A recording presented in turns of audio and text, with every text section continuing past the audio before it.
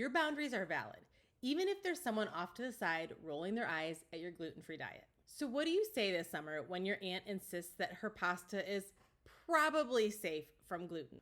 Or when your friend's joking that you're just being a little dramatic about the food on your plate? Let's talk about how to handle all of those tricky situations at your summer parties so you can walk into this summer feeling confident in your gluten-free diet and keeping your health safe. Give this video a like if you're anxious about handling all of the summer events on your gluten-free diet, knowing that there's a lot of tough conversations to be had and a lot of food that's probably not going to be safe. It is not uncommon to feel this way, especially if you're new to the gluten-free diet or you've had a really bad experience with family members and friends in the past making a whole lot of comments about your gluten-free diet. The reality is, going to a summer cookout when you're gluten-free, having these tough conversations and standing up for yourself while setting boundaries is not just about being a difficult person, because you're not. It's about standing up for your health and setting those boundaries that are needed for people to understand that this gluten-free diet thing isn't just a trend for you. It is real life, and it is your health that is at stake with that little bit of gluten. As you know by now, when you have celiac disease or you're severely gluten intolerant or sensitive, the littlest crumb of gluten can make the biggest difference in the world. And that is no different whether you're cooking at home or when you're off on a summer cookout or a party with friends. Avoiding all of those little bits of gluten are a very big deal, and a lot of people don't understand that. Think of it this way. When you go to a cookout and you say, "Hey, I'm allergic to shellfish," people don't question it at all. However, when it comes to the gluten-free diet and you say things like, "Hey, I'm severely gluten sensitive," or "Hey, I was just diagnosed with celiac disease, gluten and I, we're not friends," they take it in a very different way. When you're having these tough conversations with people at parties, it's a good example to share. Because people don't necessarily understand that, yes, you might not be swelling up like a balloon, you're not breaking out into hives on your face the second you touch it, but there is internal damage being done when you are eating that gluten. When people don't see things like that from the outside, they can start to make comments like, "It's all in your head. Please, like it's real." Or, "Is it some weight loss trend?" The number one thing that I always encourage people to remember is that no matter what is being said, 99.9% of the time, it is not being said to hurt your feelings. It's not being said because they don't like you. It's being said because of a lack of understanding. 15 to 20 years ago, the gluten-free diet was a trendy weight loss diet. People were seeing good results. They were getting more energy. They were starting to feel like themselves. They were losing weight. Likely what was happening is these people who were seeing success on the gluten-free diet had some form of gluten sensitivity, which having gluten sensitivity and avoiding gluten, two things that work very well together, means they were seeing results. They were seeing their health come in new forms. They were seeing weight loss. Their clothes were fitting better. They were feeling better. That was a very trendy weight loss diet 15 to 20 years ago. 15 to 20 years ago, we didn't have a lot of research about celiac disease. It was diagnosed, but not commonly diagnosed. And even today, we are in a world where celiac disease in 2025 is diagnosed through a blood test or a biopsy, and the blood test is only 50% accurate. So people don't necessarily understand a lot about gluten other than what they've heard in past instances, which historically has been that it's a weight loss trend. We know, living the gluten-free lifestyle, that it's not a weight loss trend. It's not a diet. It's not something that we're doing for a short period of time. We are living a gluten-free lifestyle, and that's not going to change regardless of somebody's opinion at a cookout. So when those conversations come up, let's talk about some different strategies you can use to have these tough conversations in a way that doesn't make it seem like you're attacking the person, and hopefully in a way that shuts the conversation down or leads to a positive conversation. Comment strategies below if you are all in on learning how to handle the gluten-free diet this summer at Summer Cookout. Depending on who the host is, how well you know them, where the cookout is, what time the cookout is, and if you're going to be expected to be eating at said cookout, don't hesitate to reach out to the host ahead of time and ask a few questions. You can lead into the conversation with, "Hey, I was recently diagnosed with celiac disease. I'm not sure if you know a whole lot about it, but basically what it means is gluten is officially off the table for me for the rest of my life. Now, I understand that you're having a cookout and you are not here to cater to my needs. However, in order to keep my health safe, I was wondering what you're going to be serving at your cookout so I can plan ahead." Make sure you are keeping all of the conversation on trying to make things easier on them. Don't make it, hey, I'm expecting you to cook something for me gluten-free. Not at all. This is your health that you are trying to protect. Now, there are some wonderful hosts out there who will be like, hey, no problem at all. I am going to cook something for you. I'm going to ensure it's gluten-free. Can you send me more information about how you avoid gluten on your gluten-free diet? However, there are going to be some hosts that might start to take offense to this, which is why I always encourage people to take it from the perspective of, I'm just trying to make your life easier by calling you ahead of time to have this conversation.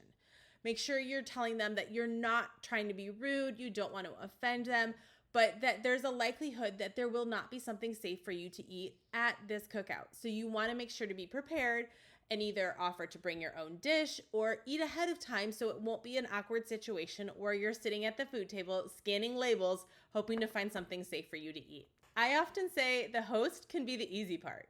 When you're at a cookout, there's so many conversations that revolve around food. Hey, did you try that dessert over there? Oh my God, this pasta salad is to die for. You need to try it. Or the awkward, hey, go get some of this. You won't regret it. These are where it leads to conversations like, hey, sorry, I can't eat that. My body doesn't agree with it. This is where things can get tricky. Generally speaking, if the host has been very well accepting of your gluten-free diet and you've got a plan in place, that's awesome. You are ready to go enjoy the cookout without the drama. Now, this is where some of the more tough conversations come in, especially if there are people who you haven't had conversations with in the past or people who are going to be very strongly opinionated. The most common phrase I hear from people attending cookouts and getting frustrated is, it's just gluten. A little bit won't hurt. Just take one tiny bite. What can it do? Well, little do they know that if you're severely gluten sensitive or you have celiac disease, that one little bite could make a really big difference for the next week to 2 years of your life. This is one of those situations where you can educate them a little bit if they're willing to learn more. You could say, hey, I was recently diagnosed with celiac disease, and I realize that you're saying one little bite won't hurt, but do you mind if I share a little bit more about what happens when I eat gluten? Always offer to educate them, but not in a way that is condescending. Not saying things like, well, if you had celiac disease and you had to do this, educate them. Share with them like, hey, I'd love to share with you what happens when I eat gluten so you have a little bit better of an understanding of why that little bite might actually make a big difference. You could even throw in the detail that it can take up to 2 years for gluten to get out of someone's body who is severely gluten sensitive. Another common phrase that I think just frustrates people is, I could never do that, or I couldn't give up bread. In that case, you can say things like, well, that's great. I'm glad you don't have to, but unfortunately, it's my reality, and I do have to give up gluten-filled bread. But there's plenty of options for me that are gluten-free that I still enjoy eating to keep my health and my body safe from symptoms that I currently have.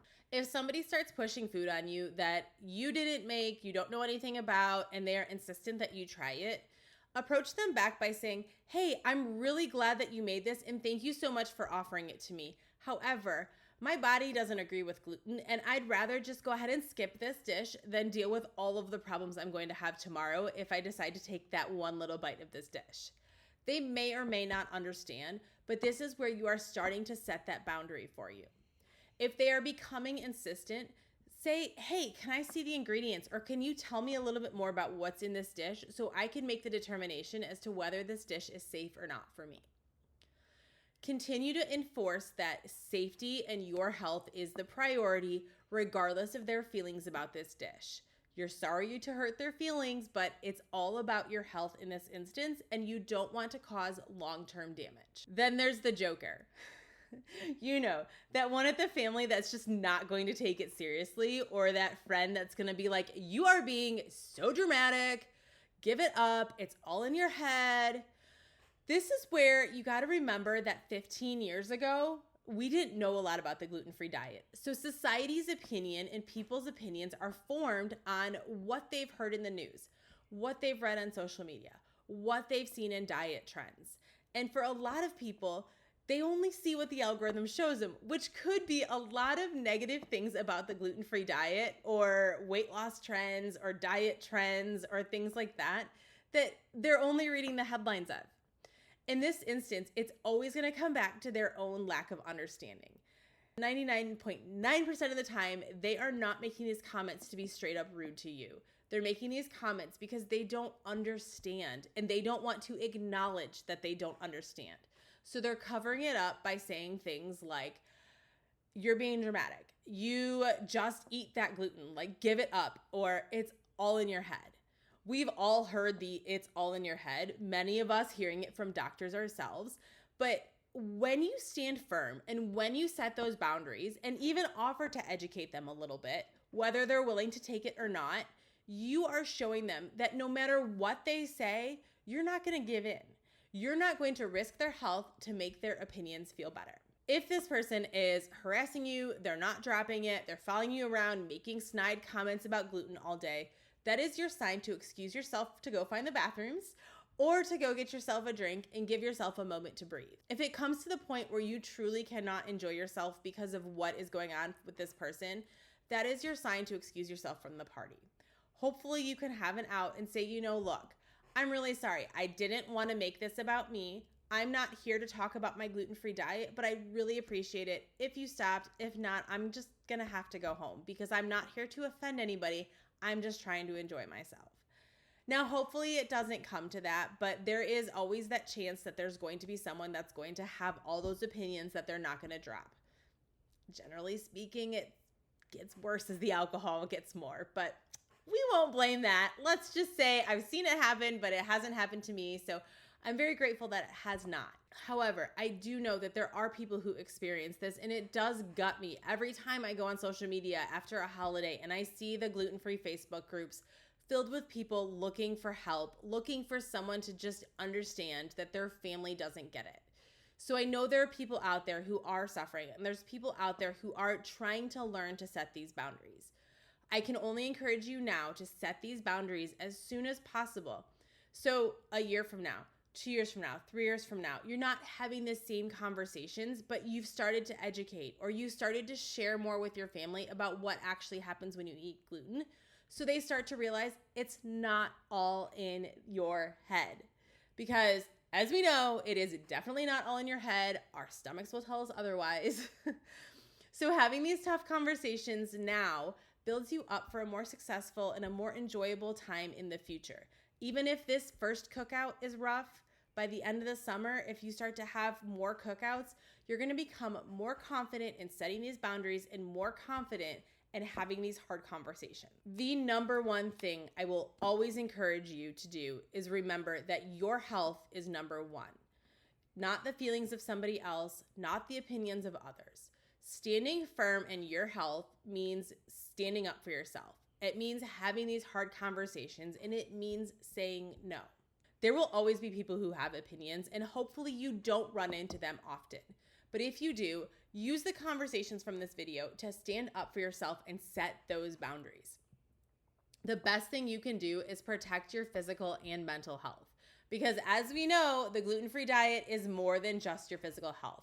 There is a mental component to it as well, and protecting that mental health is just as important as protecting your physical health. Giving up and just eating the gluten or taking that one bite will mean a setback. Whether you're gluten sensitive and it might mean bringing on the symptoms, or whether you have celiac disease and it might mean that a very long term of symptoms and more intestinal damage is being done, it's not worth it. No matter what people are saying, no matter how much they harass you, how much they stand on top of you, those are not the people that you need in your life. You might be there by force because it's that friend or that family member that you have to just go and suck it up for an hour with, but stand up for yourself. Set those boundaries and show them who's in charge of your health. You are, not them. Are you ready for a more exciting video than having tough conversations and setting boundaries? Make sure to watch the next video in this series where we talk all about different side dishes you can take to your next summer cookout. And if you are so anxious about these conversations, make sure to download Going Gluten-Free Summer Cookouts, where we talk about having these tough conversations, but also all the different ways you can still enjoy your summer cookouts while dealing with these tough conversations.